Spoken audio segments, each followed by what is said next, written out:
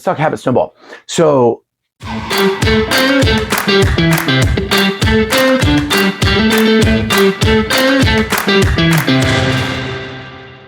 we talked about how to change a habit last time, right? And a tendency people have is they get super excited with lifestyle and diet changes and they jump right into it.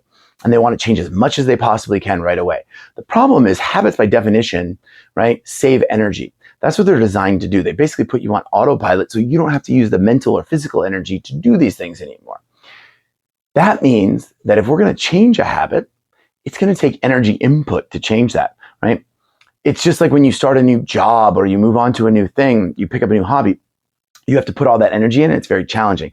That's why the first month at a job can seem as long as the next 11, right? Once I learn the habits and the routines of that job, it all seems to go a lot faster and a lot easier. So it's important to remember that. That means if we try to change all of our habits at once, you'll inevitably fail. You see this a lot in nutrition where people get on the new diet, right? And even if it's not like a severe caloric restriction diet, they inevitably fall off the wagon, right? What happens is they come in, they're gung-ho, they're motivated. Once motivation wanes, which it always will, right? Boom, they're done. Because it takes too much energy to maintain if you're not super motivated.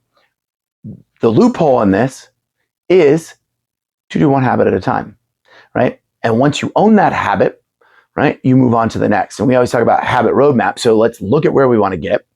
Let's make sure that we have a plan of each habit and step, and then let's work one habit at a time. The habit snowball is stolen from kind of Dave Ramsey's debt snowball, where we start with the easy one. Pick low-hanging fruit, or pick something that's going to make a massive difference right away, right? So you'll see results. But once we gain some momentum, it becomes easier to do. So we do the first one for 4 to 6 weeks.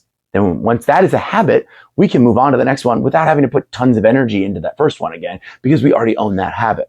And that's essentially the simple concept that is the habit snowball.